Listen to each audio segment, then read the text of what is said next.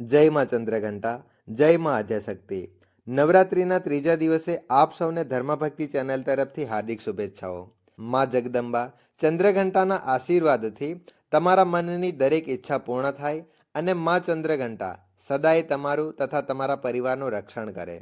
માં ચંદ્રઘંટાની પૂજા નવરાત્રિના ત્રીજા દિવસે કરવામાં આવે છે, કેમ કે તેઓ માં દુર્ગાનું ત્રીજું સ્વરૂપ ગણાય છે.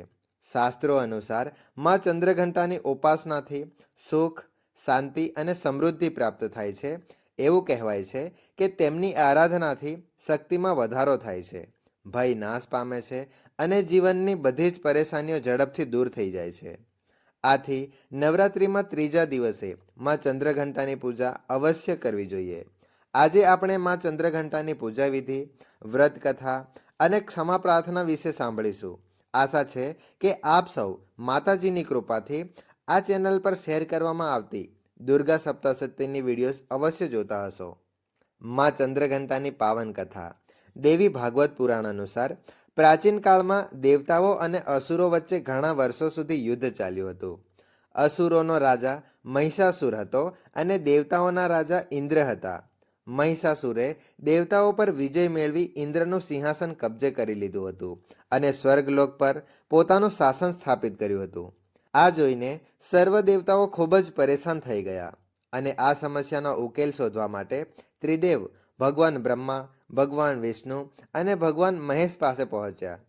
ભગવાન બ્રહ્મા, વિષ્ણુ અને મહાદેવ પાસે પહોંચીને દેવતાઓએ તેમની દુઃખભરી વ્યથા વ્યક્ત કરી.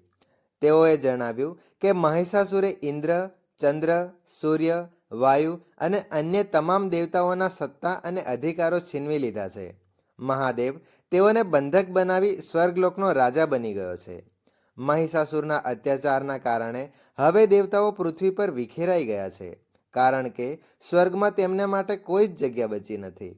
આ સાંભળતા જ ત્રિદેવ બ્રહ્મા, વિષ્ણુ અને મહેશને પ્રચંડ ક્રોધ આવ્યો. તેમનો ગુસ્સો કોઈ હદે અટકતો નહોતો. ક્રોધથી ત્રણેય દેવતાઓના મુખમાંથી શક્તિ પ્રવાહ નીકળવા લાગ્યો. તે જ શક્તિ સૌ દેવતાઓના શરીરમાંથી નીકળેલી દૈવીય શક્તિ સાથે એકત્રિત થઈ. આ શક્તિ 10 દિશાઓમાં વ્યાપી ગઈ. ત્યાં જ એક દિવ્ય દેવી અવતરિત થઈ. ભગવાન શંકરે દેવીને ત્રિશૂળ અર્પણ કર્યું. વિષ્ણુ ભગવાને તેમને સુદર્શન ચક્ર અર્પણ કર્યું. અન્ય તમામ દેવી દેવતાઓએ માતાના હાથે અસ્ત્ર શસ્ત્ર સજાવી દીધા. ઇન્દ્રદેવે પોતાનું વજ્ર અર્પણ કર્યું અને પોતાના એરાવત હાથી પરથી એક ઘંટ એટલે કે બેલ કાઢીને માતાને આપ્યો. સૂર્યદેવે પોતાનું તેજ અને તલવાર અર્પણ કરી, જ્યારે માતાની સવારી માટે એક સાહસિક સિંહને અર્પણ કરવામાં આવ્યો. આ સમયે દેવીને ચંદ્રઘંટા નામથી ઓળખવામાં આવી. મહિષાસુરના સંહાર માટે દેવી સંપૂર્ણ રીતે તૈયાર થઈ ગઈ. માતાજીનું ભયંકર સ્વરૂપ જોઈ મહિષાસુર સમજી ગયો કે હવે તેનો અંત નજીક જ છે. તેથી તેણે પોતાની દૈવીય સેનાને દેવી પર હુમલો કરવા માટે આજ્ઞા આપી દીધી. અનેક દૈત્ય અને રાક્ષસ યુદ્ધમાં કૂદી પડ્યા, પરંતુ માતાએ એક જ ઝાટકે દુષ્ટ દૈત્યોના સમૂહનો સંહાર કરી નાખ્યો. આ યુદ્ધમાં મહિષાસુરનો પણ નાશ થયો અને બધા દાનવો અને રાક્ષસો માતાજીના હાથે વિધ્વંસ પામ્યા. આ રીતે માં ચંદ્રઘંટાએ દેવતાઓને દુષ્ટ અસુરો પાસેથી મુક્તિ અપાવી અને તેમને ભયમુક્ત બનાવ્યા. માં ચંદ્રઘંટાની પૂજા કરવાથી ભક્તોને દીર્ઘાયુ અને નિર્ભય જીવનનો આશીર્વાદ મળે છે.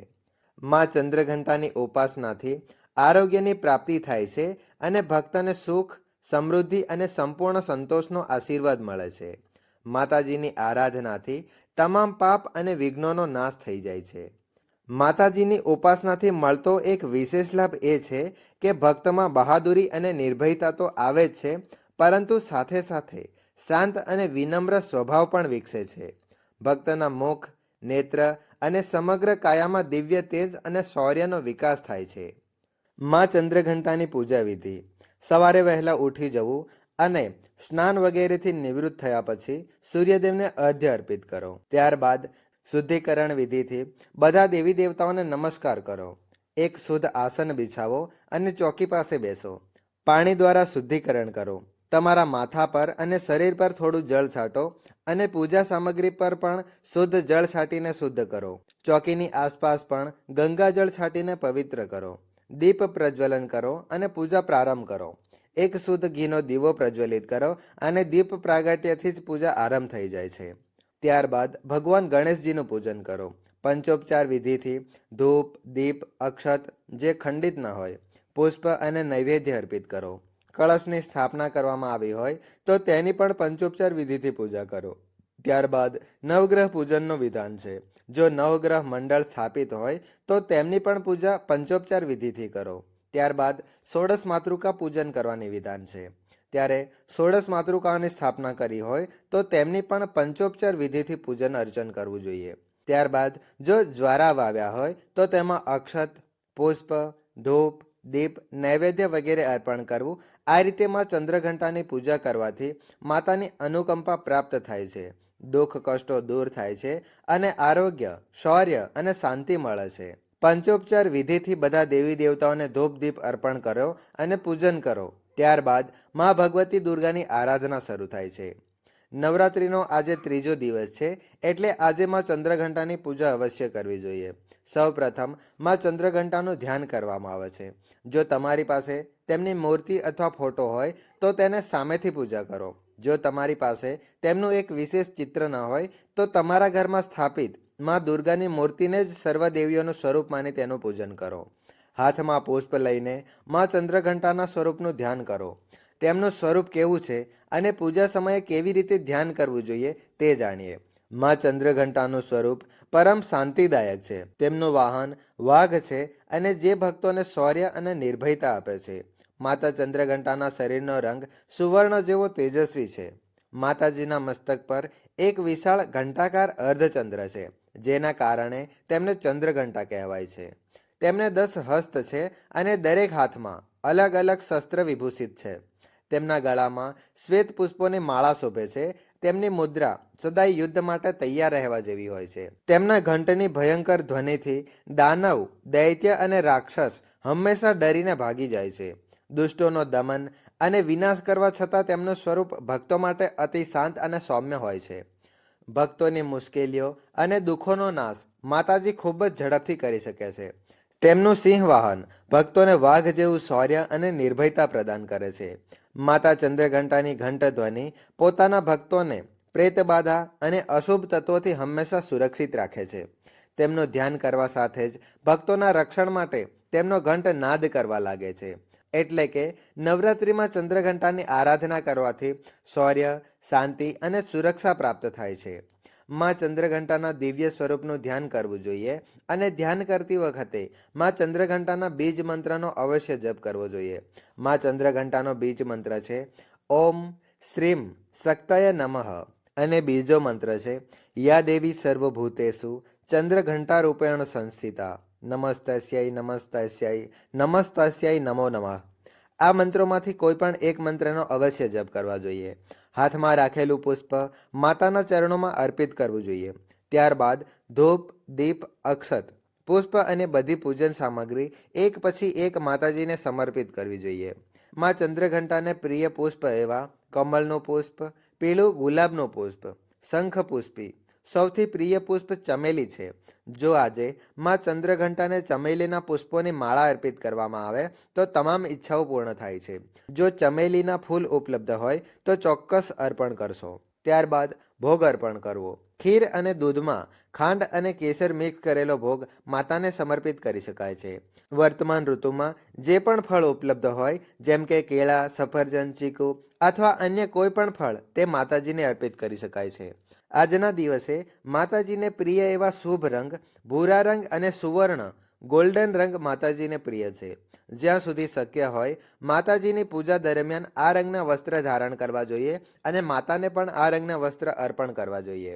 માં ચંદ્રઘંટાના મંત્રનો 11 અથવા 21 વાર જપ કરી શકાય. જો વધુ કરવું હોય તો શ્રદ્ધા પ્રમાણે કરી શકાય છે. જે પણ સામગ્રી ઉપલબ્ધ હોય તે સત્કારપૂર્વક માતાજીને સમર્પિત કરી માં ચંદ્રઘંટાનું ધ્યાન અને પૂજન કરવું જોઈએ. પૂજા પૂર્ણ થયા પછી દુર્ગા સપ્તશી, નવાર્ણ મંત્ર અથવા કોઈ પણ અન્ય મંત્રના જપ કરવા હોય તો ઈચ્છા મુજબ કરી શકાય છે. ત્યારબાદ પૂજા પૂર્ણ થયા પછી કપૂર અને લવિંગ પ્રજ્વલિત કરીને માતાજીની આરતી કરો. પછી ક્ષમા પ્રાર્થના કરો અને માતાજીના ચરણોમાં નમન કરો. ત્યારબાદ માં ચંદ્રઘંટાની કથા અવશ્ય સાંભળવી જોઈએ. સવાર અથવા સાંજ કે કોઈ પણ એક સમયે અથવા બંને સમયે માં ચંદ્રઘંટાની કથા અવશ્ય સાંભળવી જોઈએ. જો સવારે પૂજા માટે પૂરતો સમય ન હોય તો બાકીનો ભાગ સાંજે પણ કરી શકાય છે. સાંજે ફરીથી માતાજીને ભોગ અર્પિત કરો અને આરતી કરો.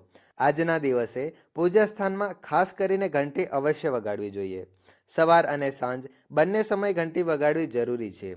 આરતી દરમિયાન ઘંટનાદ અવશ્ય કરવો જોઈએ. શાસ્ત્રો અનુસાર માં ચંદ્રઘંટાની પૂજા દરમિયાન ઘંટી વગાડવાથી તમામ નકારાત્મક ઉર્જાઓનો નષ્ટ થઈ જાય છે.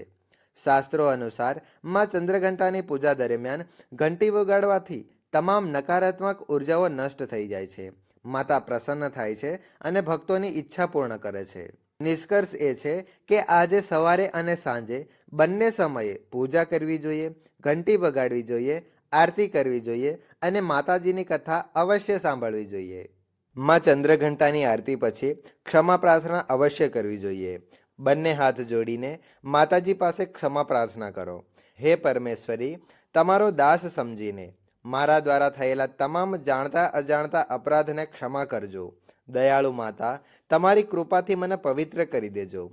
હે માતા, હું પૂજા વિધિ વિશે સંપૂર્ણપણે અજાણ છું. ન તો મને તમારું આહ્વાન કરવાનું જ્ઞાન છે, ન તો વિસર્જન અને ન તો પૂજા કરવાનો યોગ્ય ઢંગ. કૃપા કરીને મને ક્ષમા કરો. હે દેવી સુરેશ્વરી, મેં જે કોઈ પણ પૂજન કર્યું છે તે મંત્ર વિના, વિધિ વિના અને ભક્તિ વિના કર્યું હોય તો પણ તે તમારી અનુકંપાથી પૂર્ણ બને. સેંકડો પાપો કર્યા પછી પણ જે વ્યક્તિ તમારી શરણમાં આવી જગદંબા કહીને હાકલ કરે છે તે એ મુક્તિ પ્રાપ્ત કરે છે જે બ્રહ્મા અને અન્ય દેવતાઓ માટે પણ સરળ નથી. હે જગદંબા, હું પાપી છું, પરંતુ હું તમારી શરણમાં આવ્યો છું. હું તમારી દયા માટે પાત્ર છું. હવે તમે જે યોગ્ય માનો તે કરો.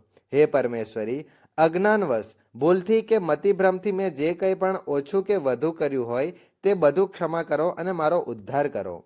હે સચ્ચિદાનંદ સ્વરૂપિણી, પરમેશ્વરી, જગન્માતા, કામેશ્વરી, કૃપા કરીને મારી પૂજાને પ્રેમથી સ્વીકાર કરો અને મને આશીર્વાદ આપો.